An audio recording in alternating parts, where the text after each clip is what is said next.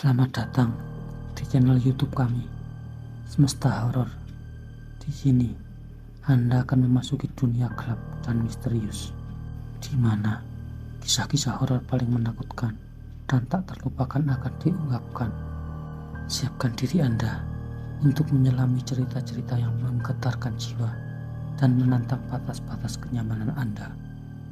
Dengan setiap video baru, kami akan membawa Anda dalam perjalanan melintasi lorong-lorong gelap pikiran manusia, memperkenalkan Anda pada makhluk-makhluk yang mengintai di malam hari dan mengungkap misteri-misteri yang tersembunyi di balik bayangan-bayangan dengan penggambaran yang mendalam, yang detail, yang menyeramkan.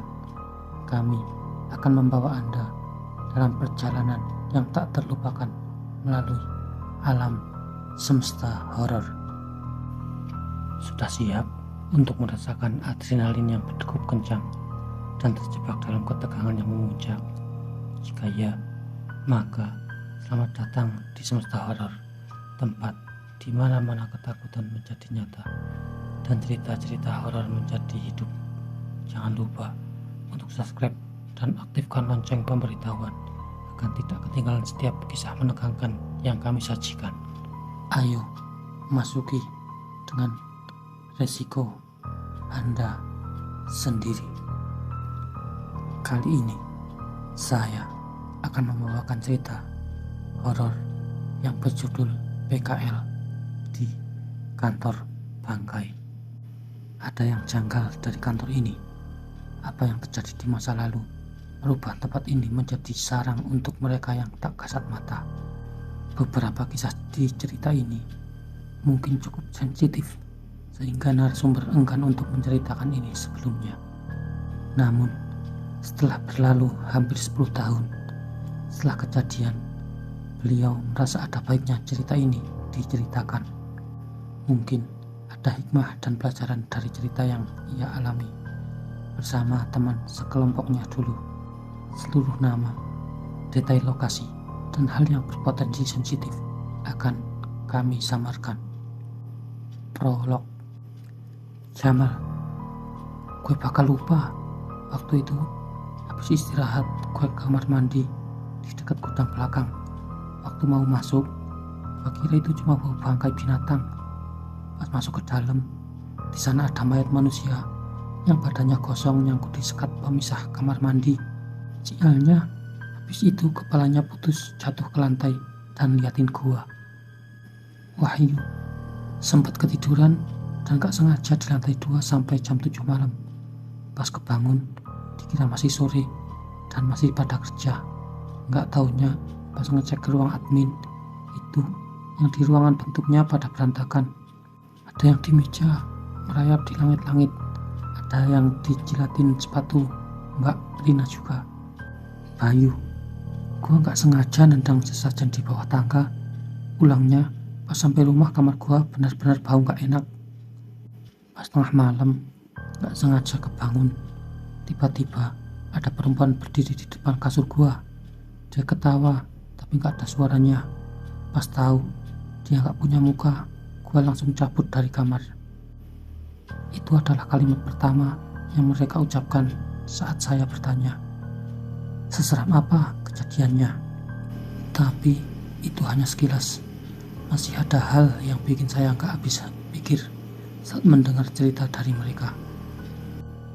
Siapin es teh manis hangatnya. Kita simak cerita ini pelan-pelan. Jawa Tengah 2012. Praktek kerja lapangan itu adalah salah satu syarat penting yang harus diselesaikan Jamal, Wahyu, dan Bayu sebagai syarat untuk memulai skripsinya. Ini distributor kantor kakak gua. Minggu depan kita udah bisa PKL di sana. Bayu menunjukkan sebuah kartu nama dan surat yang sudah disetujui dan yang sudah ditandatangani. Jamal dan Wahyu yang mendengar kabar itu seketika tersenyum. Serius? Daerah mana yuk? Tanya Jamal. Jawa Tengah sih, agak jauh, tapi masuknya jam 9, jadi harusnya aman. Jelas Bayu. Wahyu, mengambil kartu nama yang ditunjukkan oleh Bayu. Ada sebuah alamat yang menunjukkan lokasi kantor di Jawa Tengah, distributor salah satu merek spare part komputer. Kalau perusahaan itu juga, pasti requirement projectnya ribet ya, tanya Wahyu sembari meletakkan kembali kartu nama itu. Udah, tenang aja, selama di lingkup database masih aman lah, balas Bayu. Keraguan Wahyu bukan tanpa alasan. Pasalnya, hingga saat ini mereka masih mahasiswa dengan IP pas-pasan. Untuk menghadapi kebutuhan perusahaan secara langsung, mereka jelas perlu berusaha keras. Persyaratan akademis dan keperluan mereka dapat dibereskan dengan mudah, hingga akhirnya mereka pun memasuki hari pertama PKL mereka. Pagi itu, mereka tiba di sebuah ruko yang cukup besar. Sepertinya ada lebih dari 2 ruko yang dijadikan satu sebagai kantor ini. Lokasinya ada di hub atau di bagian sudut. Keren juga kantornya. Jamal kagum dengan bangunan kantor yang terlihat baru dibanding kantor di sekitarnya. Iya sih, tapi lihat deh ruko-ruko yang lain, kata Wahyu sembari menengok ke ruko di sekitarnya. Walau kantor itu bangunan baru dan terawat, ruko-ruko di sekitarnya masih berupa bangunan lama. Bahkan ada ruko yang terbengkalai dengan kondisi mengenaskan. Jendelanya sudah pecah dan bangunannya tidak tertutup apapun. Udah, gak usah mikir aneh-aneh, ayo masuk, ajak Jamal. Pagi itu kedatangan mereka sudah ditunggu oleh Pak Fitri, supervisor IT, yang merupakan kenalan dari kakak Bayu. Ia pun memperkenalkan mereka bertiga dengan karyawan kantor yang jumlahnya sekitar 20 orang. Untuk divisi IT sendiri terdapat 3 karyawan, Pak Fitri sebagai supervisor, Mbak Rina sebagai database spesialis, dan Mas Gilang IT support. Walau mereka punya job desk masing-masing, mereka mengaku sering melakukan pekerjaan di luar ranahnya. Jangankan di luar job desk, kadang-kadang mesin fotokopi rusak saja yang dicari kita, canda Pak Fitri. Mereka memulai dengan perkenalan dan mencari tahu tentang sistem yang digunakan oleh perusahaan. Ada kebutuhan sistem database yang mungkin bisa disempurnakan oleh mereka. Saat sedang memperhatikan alur konsumen di ruang tunggu, tiba-tiba mereka melihat seseorang berlari dengan terburu-buru keluar dari kantor. Wahyu pun penasaran. Ia mengintip orang itu melalui pintu kaca dan mendapat orang itu muntah-muntah di luar kantor. Ia menoleh ke arah kantor dengan wajah pucat seolah takut akan sesuatu. "Gak, gue gak mau ke dalam lagi," kata perempuan itu. "Kenapa sih? Lu sakit?" tegur temannya. Perempuan itu tidak menjawab dan hanya kembali menatap kantor dengan ngeri. "Ayo masuk, jangan nunggu di luar. Di sini daerah rawan." "Enggak, enggak bisa." "Emang kenapa? Di dalam kenapa?" "Bau bangkai." Teman perempuan itu mengernyitkan dahinya. Wahyu pun mencoba mencium udara di sekitarnya dan tidak merasakan bau apapun. Tapi tidak dengan teman dari wanita itu. Ia seolah mengerti maksudnya. "Ya udah, saya bayar dulu," ucapnya sambil kembali ke dalam. Wahyu pun masih penasaran dengan perempuan itu. Namun pekerjaannya membuatnya harus kembali fokus. Tapi saat akan kembali naik ke atas, tiba-tiba Wahyu mencium sesuatu. Aroma dupa. Ada sepiring sesaji dengan dupa yang dibakar di bawah tangga. "Gak usah heran, itu maunya si bos.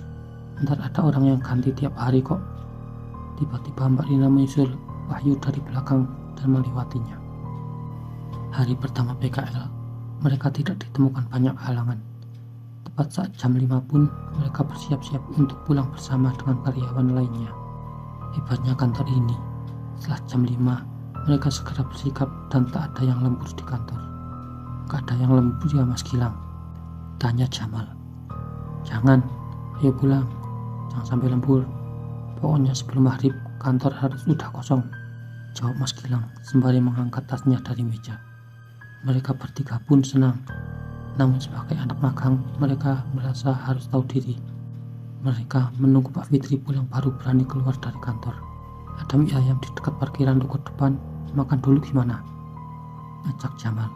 Boleh, biar malam gak usah keluar kos lagi, balas Wahyu. Mereka pun menyempatkan untuk makan dulu sebelum pulang. Motor mereka dibiarkan terparkir di kantor dan diambil kembali setelah selesai makan. Disinilah mereka bertiga mulai merasa ada yang janggal. Saat hendak mengambil motor mereka di depan kantor, mereka mendapati seluruh lampu di dalam kantor sudah mati. Disitulah mereka sadar bahwa tidak ada security yang menjaga kantor saat malam. Satu-satunya security adalah security ruko yang berjaga di pos depan. Wahyu bersiap memundurkan motornya, tapi tiba-tiba ada setetes cairan yang membasahi pipinya dari atas. Awalnya, ia tidak curiga dengan apapun, sampai saat ia melihat ke arah balkon lantai 2 kantor. Ada seseorang yang berkulit hitam legam dengan rambut panjang. Ia duduk di balkon ruko sembari memainkan kakinya. Terlihat mukanya dipenuhi borok yang menjijikan. Ia terus tertawa ke arah Wahyu dan bersiap meludah ke arah Wahyu. Ih, itu apa? Wahyu gemetar melihat sosok itu. Ia pun berniat untuk memanggil temannya, namun entah mengapa ia sulit menggerakkan tubuhnya. Kenapa, Wah? Tiba-tiba Bayu mengagetkan Wahyu dengan menepuk bahunya. Sontak Wahyu menarik nafas dan tersedar dari kondisinya. Itu Yu. Yu segera menuju ke arah makhluk itu berada, namun tak ada apapun di sana. Apaan? Wahyu pun bingung. Ia tidak tahu bagaimana harus bercerita ke Bayu.